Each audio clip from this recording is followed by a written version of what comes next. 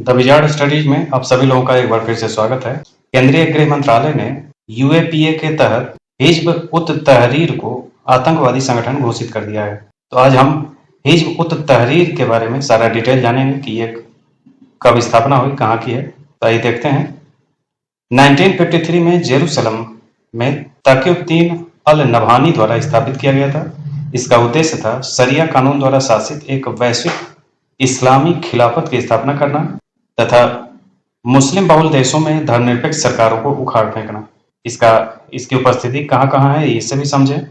तो ये UK, America, Canada, Australia सहित 30 से अधिक देशों में ये संस्था अभी काम कर रही है। इसका मुख्यालय लेबनान में है। इसका उद्देश्य युवाओं को आईएसआईएस जैसे चरमपंथी समूहों में शामिल होने के लिए कट्टरपंथी बनाना है।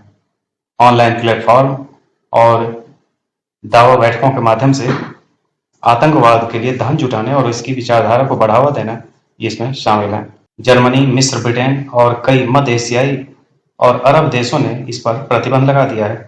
10 अक्टूबर 2024 को भारत सरकार ने यूएपीए के तहत इस संस्था को आतंकी संगठन घोषित किया था। गृह मंत्रालय ने कट्टरपंथीकरण, आतंकवादी गतिविधियों के लिए धन जुटाने और राष्ट्रीय सुरक्षा के लिए खतरा पैदा करने में इसकी भूमिका का हवाला देते हुए इस संस्था को प्रतिबंधित किया है। एनआईए ने फैजुल रहमान सहित कई सदस्यों को अलगाववाद को बढ़ावा देने और इस संस्था के लिए भर्ती करने की साजिश रचने के आरोप में गिरफ्तार किया है। तो इन्हीं सब साक्ष्यों को देखते हुए इस संस्था को भारत में भी प्रतिबंधित कर दिया गया ताकि उस नाम की संस्था भारत में कहीं सर उठाने ना लगे और आतंकी गतिविधियां भारत में भी ना शुरू हो। यूएपीए क्या है इसे भी समझ लें। यूएपीए के तहत ही इसे प्रतिबंधित किया गया है। तो यूएपीए को भारत की संप्रभुता और अखंडता के लिए खतरा पैदा करने वाली आतंकवादी गतिविधियों सहित कुछ गैर कानूनी गतिविधियों को प्रभावी ढंग से रोकने के लिए अधिनियमित किया गया था। यह सभी व्यक्तियों, संगठनों पर लागू होता है, चाहे वे भारतीय नागरिक हों या विदेशी नागरिक हों। इसका विस्तार भारतीय नागरिकों द्वारा भारत के बाहर की गई गतिविधियों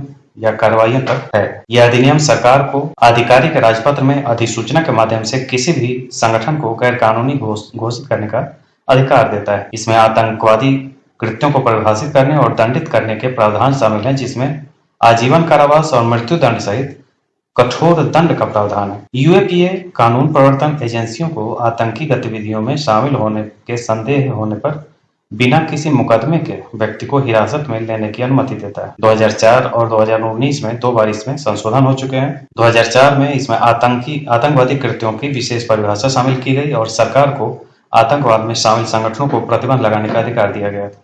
और 2009 में सरकार को बिना उचित प्रक्रिया के व्यक्तियों को आतंकवादी घोषित करने की अनुमति दी गई और संपत्ति जब्ती के संबंध में एनआईए को अधिक शक्ति प्रदान की गई। तो ये था यूएपीए से संबंधित कुछ तथ्य जिसे याद रखना चाहिए।